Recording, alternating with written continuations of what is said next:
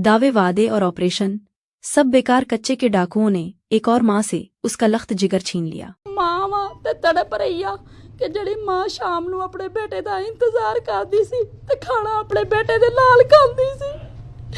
ਹੁਣ ਮਾਂ तड़पती है, रोंदी है। हमारी हाथ जोड़ के दरख्वास्त है मरियम नवाज से, इसका सहारा था कि हमारा सहारा था, हमारी ताकत थी। इसकी दुकान, ये काम सीख रहा था अपने उस्ताद के पास 3 साल से।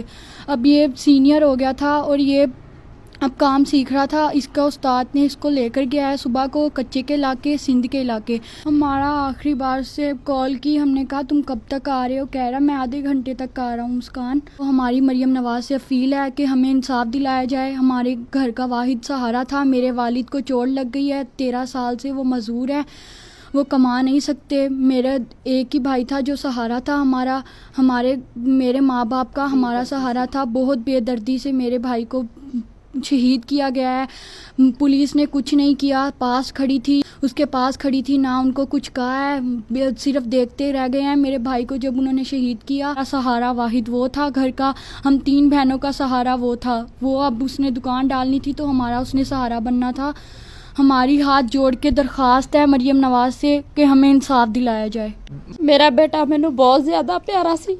मेरे होर भी बच्चे ने मैनू उन्हां तो भी ज़्यादा वो बच्चा प्यारा सी। मेरा बेटा वो मेहनत करके लैके आंदा सी ते साडे घर दा चुल्हा जलदा सी। हुण वो मेरा बेटा उन्हां ने बेदर्दी दे नाल शहीद किता वा। साथ ही वो चौकी सी पुलिस दी, जदों मतलब मेरे बेटे उत्ते फायरिंग होई आ ते उन्हां ने पुलिस वालियां ने कोई भी नहीं हैल्प की। मेरा बेटा 1 घंटा तड़फदा रहा वा। मेरा बेटा बिलकदा रह गया कि मैनू मेरे घर मेरी माँ को लै जाओ, मैं अपनी माँ दे नाल थोड़ी जी गल ते कर लवां। मेरा बेटा एक गोलियां लगन दे बाद 1 घंटा तड़पदा रह गया। मेरे बेटे नू ना हॉस्पिटल विच लैके जाया गया वा ते ना घर लैके। मेरा बेटा तड़फ के ओदी सांस निकल गई आ। ऐ किन्ना जुल्म आ।